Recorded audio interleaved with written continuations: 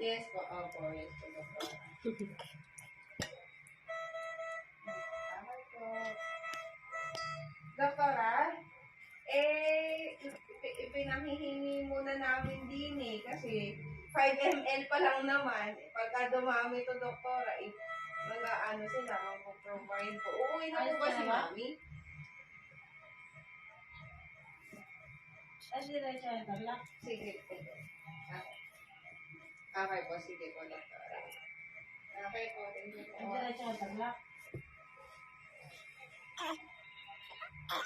Ito sa ngayon, dapat ang sa bahay. Diretso yung tablak.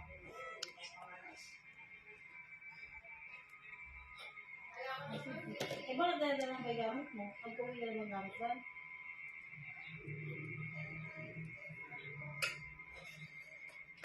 Yung unit